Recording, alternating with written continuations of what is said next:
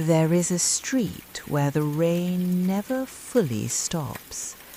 Not a downpour, not a storm, just a persistent mist that settles over the cobblestones and makes the street lamps glow softer than they should.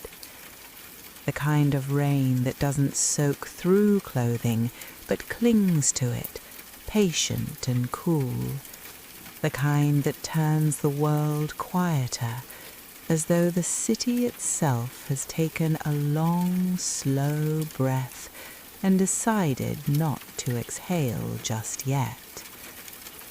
On this street, between a shuttered bookshop and a building with darkened windows, there stands a cafe. Its sign is small, barely visible unless you know to look for it. The letters are worn, the paint faded to a gentle amber that catches the light from inside. The door is wooden, heavy, with a single pane of frosted glass that glows faintly in the night. The cafe opens only after midnight, not because of any rule or tradition, but because that is when the people who need it most are awake. That is when the night stretches long and restless, when sleep feels like a distant country, and the hours between darkness and dawn seem to expand without end. The first visitor arrives just after the clock strikes 12. She is a nurse, still wearing her scrubs beneath a long coat that smells faintly of antiseptic and exhaustion. Her shift ended an hour ago, but she cannot go home yet, not to the empty apartment where the silence feels too loud, where every creak of the floorboards reminds her that she is alone. She pushes open the door and warmth spills out to meet her. Not the aggressive heat of radiators, but something gentler, the warmth of a fire that has been burning steadily for hours, the warmth of breath and presence. Inside, the cafe is small, a few tables, mismatched chairs, walls the colour of aged paper. There is a counter at the back, and behind it, shelves lined with cups and saucers that look as though they have been collected over decades. The air smells of coffee, dark and rich, and something else, cardamom perhaps, or cinnamon, something that makes the space feel like a memory of comfort rather than comfort itself. She takes a seat by the window where she can watch the rain trace slow patterns down the glass.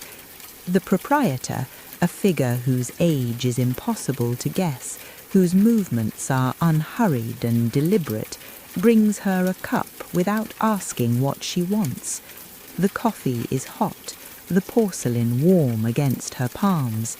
She wraps her fingers around it and feels the tension in her shoulders begin to loosen just a little. She does not need to speak. She does not need to explain why she is here. The cafe asks nothing of her except that she sit and breathe and let the night unfold at its own pace.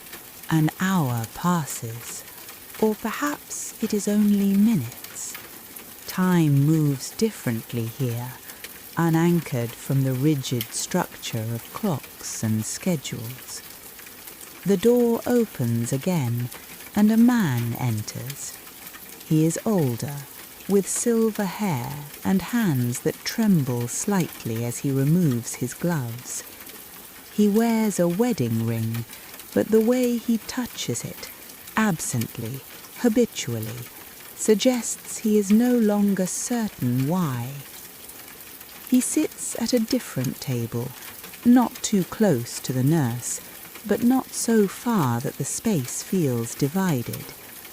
The proprietor brings him tea, pale and fragrant, in a cup so thin it seems almost translucent. He holds it carefully, as though it might shatter if he grips too hard. Outside, the rain continues its quiet percussion against the pavement. Inside, there is only the soft hiss of steam, the faint clink of ceramic, the sound of two people breathing in the same room without needing to acknowledge each other. The nurse does not look at the man does not look at the nurse, but both of them feel less alone. Another visitor arrives before the first two leave. She is young, dressed in paint-stained jeans and a sweater that has seen too many late nights in cold studios. Her eyes are tired, but not from lack of sleep, from the kind of wakefulness that comes from chasing something just out of reach, an idea, a vision, a feeling she cannot quite translate onto canvas. She orders nothing, but the proprietor brings her something anyway, a small glass of something amber and warm, not quite tea, not quite anything she can name. She drinks it slowly, and as she does, she feels the frantic energy in her chest begin to settle, not disappear, but settle, like sediment drifting to the bottom of a jar, leaving the water above it clear. She opens a sketchbook, but she does not draw. Instead, she watches the way the light falls across the other patrons, the way their stillness seems to hold weight and meaning. She watches the way the man touches his wedding ring, the way the nurse stares into her cup as though searching for something she lost long ago. And in watching, she finds a kind of peace, not the peace of resolution, but the peace of knowing that some things do not need to be solved, only witnessed. The night deepens. The cafe does not grow busier, but it does not empty either. A traveller arrives, luggage at his feet, a ticket in his pocket for a train that will not leave until morning. He sits near the door, as though ready to leave at any moment, but he does not leave. He stays and drinks bitter coffee and lets the hours pass without urgency. A widow comes in, her coat damp from the mist, her hands clasped tightly in her lap. She sits alone, but she does not seem lonely. There is a difference, she has learned, between solitude and loneliness. Here, in this small room filled with strangers who ask nothing of each other, she feels the former and not the latter. Each person who enters brings with them the weight of their wakefulness, the reasons they cannot sleep. But here, those reasons do not need to be spoken. They do not need to be justified or explained. They simply exist, held gently in the dim light and the quiet hum of the cafe. The proprietor moves between the tables with a kind of grace that comes from years of this work, pouring coffee, steeping tea, setting down small plates of bread or pastries that no one remembers ordering, but everyone accepts. There is no menu, no transaction. Payment is left on tables, coins, crumpled bills, sometimes nothing at all, and the proprietor never counts it, never questions it. This is not a place of commerce, it is a place of presence. The nurse finishes her coffee and does not leave immediately. She sits a while longer, watching the rain, feeling the warmth of the cafe seep into her bones. When she finally stands, she nods to the proprietor, a small gesture, barely perceptible, and steps back out into the night. She does not feel fixed, but she feels steadier, ready, perhaps, to go home. The man with the trembling hands stays longer. He drinks 3 cups of tea, each one slower than the last. By the 3rd, his hands are still, not cured, not healed, but still. And that is enough. The artist leaves her sketchbook closed. She does not need to capture this place on paper. Some things are better held in memory, in the way they make you feel rather than the way they look. She finishes her drink, leaves a few coins on the table, and walks out into the mist with her shoulders a little less tense, her breath a little deeper. The traveller checks his watch, then decides it does not matter. He orders another coffee. He has hours yet before his train, and here the waiting does not feel like wasted time. It feels like something else, like a pause, a breath, a moment stolen back from the relentless forward motion of life. The widow stays until the sky begins to pale at the edges, that first faint suggestion of dawn that is not quite light, but no longer full darkness. She rises slowly, as though reluctant to break the spell of stillness that has settled over her. But she does rise, and she does leave. And as she steps out into the cool morning air, she feels something she has not felt in months, the possibility of rest. By the time the sun begins to rise, the cafe is nearly empty. The last few patrons drift out one by one, back into their lives, back into the city that is beginning to stir and wake. The proprietor wipes down the tables, stacks the cups, turns off the lights one by one, until only a single lamp remains burning.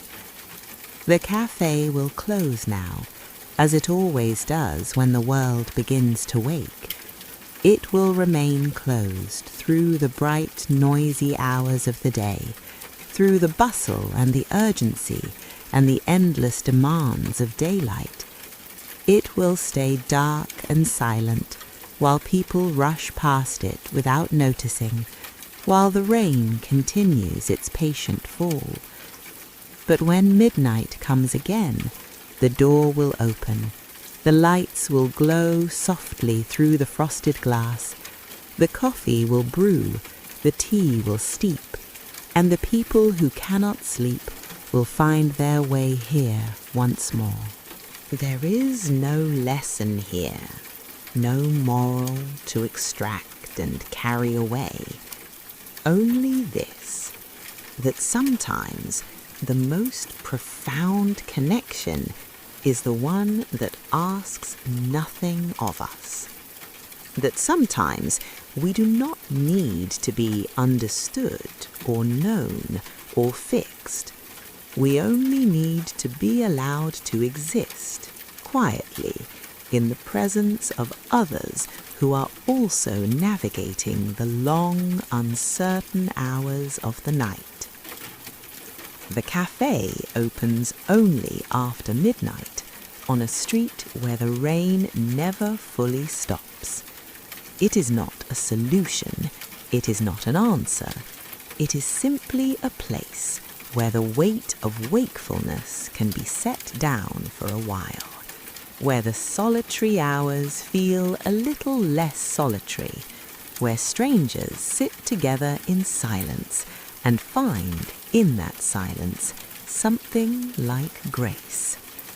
And when they leave, they carry that grace with them, not as a cure, not as a fix, but as a small, steady light, a reminder that even in the darkest hours there are places where we can rest, there are others who are awake, there is warmth and coffee and rain that never fully stops but never quite drowns us either. There is, in other words, enough, and sometimes that is all we need. The proprietor locks the door as the first light of morning touches the cobblestones. The street is waking now, filling with the sounds of early traffic and footsteps and voices. But inside the cafe, silence reigns once more. The chairs are pushed in, the cups are washed and stacked, the floor is swept clean. Everything is ready for the next midnight, the next visitor, the next hour of quiet connection. The rain continues to fall, soft and persistent, washing the city clean. And somewhere, someone who cannot sleep is walking through the mist, wondering where to go, what to do with the hours that stretch ahead. They do not know it yet, but they are already on their way. The street will find them as it always does. The door will open, the warmth will spill out, and they will step inside and sit and breathe, and that will be enough. Good night and sweet dreams.